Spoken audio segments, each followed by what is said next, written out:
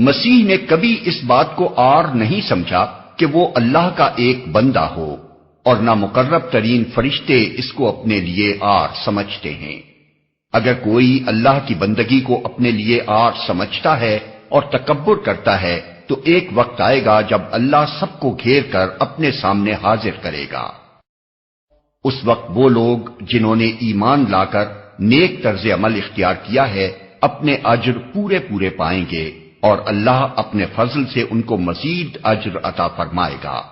اور جن لوگوں نے بندگی کو عار سمجھا اور تکبر کیا ہے ان کو اللہ دردناک سزا دے گا، اور اللہ کے سوا جن جن کی سرپرستی و مددگاری پر وہ بھروسہ رکھتے ہیں ان میں سے کسی کو بھی وہ وہاں نہ پائیں گے۔ لوگوں، تمہارے رب کی طرف سے تمہارے پاس دلیل روشن آ گئی ہے، اور ہم نے تمہاری طرف ایسی روشنی بھیج دی ہے جو تمہیں صاف صاف راستہ دکھانے والی ہے۔ اب جو لوگ اللہ کی بات مان لیں گے اور اس کی پناہ ڈھونڈیں گے ان کو اللہ اپنی رحمت اور اپنے فضل و کرم کے دامن میں لے لے گا، اور اپنی طرف آنے کا سیدھا راستہ ان کو دکھا دے گا۔ لوگ تم سے کلالہ کے معاملے میں فتویٰ پوچھتے ہیں، کہو اللہ تمہیں فتویٰ دیتا ہے۔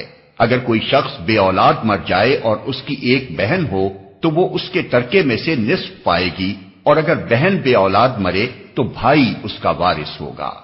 اگر میت کی وارث دو بہنیں ہوں تو وہ ترکے میں سے 2/3 کی حقدار ہوں گی، اور اگر کئی بھائی بہنیں ہوں تو عورتوں کا اکہرا اور مردوں کا دوہرا حصہ ہوگا۔ اللہ تمہارے لیے احکام کی توضیح کرتا ہے تاکہ تم بھٹکتے نہ پھرو، اور اللہ ہر چیز کا علم رکھتا ہے۔